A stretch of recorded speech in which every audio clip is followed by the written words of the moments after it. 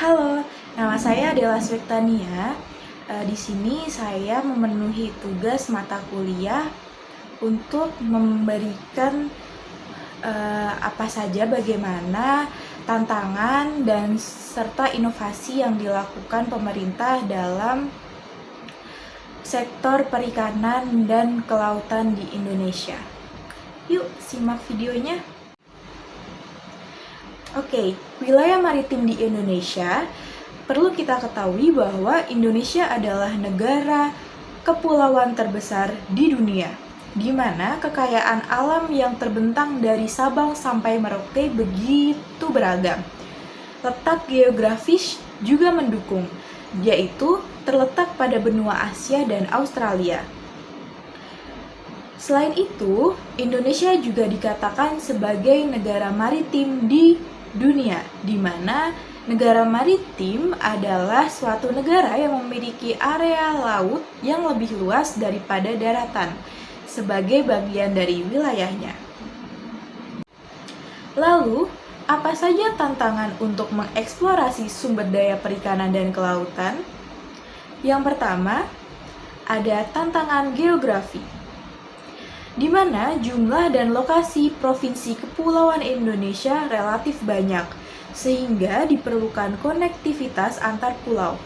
Selain itu, terdapat beberapa provinsi yang sebagian besar wilayahnya berbatasan dengan laut, seperti Riau, Bangka Belitung, NTB, NTT, Sulawesi Utara, Maluku, di mana di provinsi-provinsi tersebut perlu pembangunan sektor maritim yang penting untuk sebagai tantangan pemerintah untuk memajukan sektor maritim di Indonesia. Tantangan yang kedua adalah kurangnya memperhatikan kelestarian, di mana sering kita jumpai hasil tangkapan ataupun ekosistem di laut Indonesia mulai menurun. Penyebab penurunannya ada dua. Yang pertama yaitu karena kondisi wilayah secara fisika, kimia, dan biologi yang tercemar. Yang kedua, adanya penurunan hasil tangkapan juga dapat terjadi karena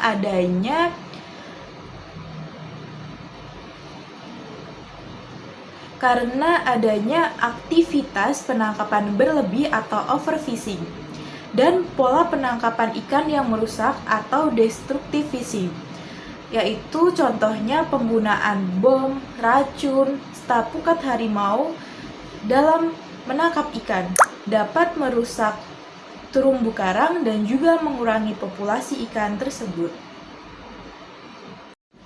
Yang ketiga, yaitu tantangan pada sektor budidaya. Tantangan pada sektor budidaya dilihat dengan kekayaan hasil perikanan yang dimiliki Indonesia.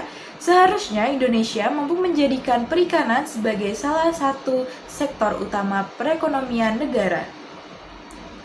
Subsektor perikanan, terutama budidaya, terus menjadi sorotan di sektor kelautan dan perikanan, tak terkecuali bagi Indonesia yang menjadi negara perikanan sejak lama. Tetapi, pengembangan budidaya perikanan harus menyiapkan infrastruktur yang lebih matang dan dibutuhkan untuk menunjang kelancaran produksi. Salah satunya adalah pakan ikan yang menjadi kebutuhan utama dari produksi budidaya perikanan. Selain itu, budidaya di Indonesia perlu tantangan untuk menyesuaikan perkembangan, di mana saat ini budidaya semakin berkembang dari teknik, dari tempat, dan dari media untuk budidaya. Lalu, apakah saja inovasi yang perlu dilakukan atau sudah dilakukan? Memperkuat penegakan hukum dengan disahkannya Undang-Undang Perikanan Nomor 31 Tahun 2004 yang kemudian diubah dengan Undang-Undang Nomor 45 Tahun 2009. Diharapkan dengan adanya undang-undang ini, penegakan hukum di laut dapat dilakukan. Dalam Undang-Undang Perikanan ini, sanksi yang diberikan terhadap pelaku illegal fishing cukup berat. sehingga kemungkinan bisa memberikan efek jera untuk oknum-oknum yang melakukan illegal fishing.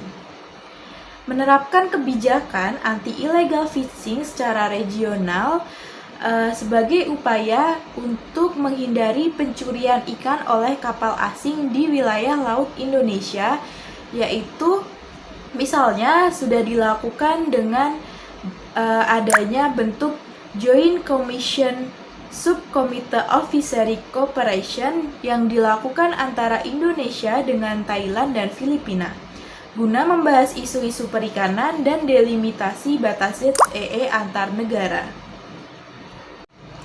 Pemerintah Indonesia juga dalam beberapa tahun terakhir sudah mengembangkan program pakan ikan mandiri dengan memanfaatkan bahan baku lokal.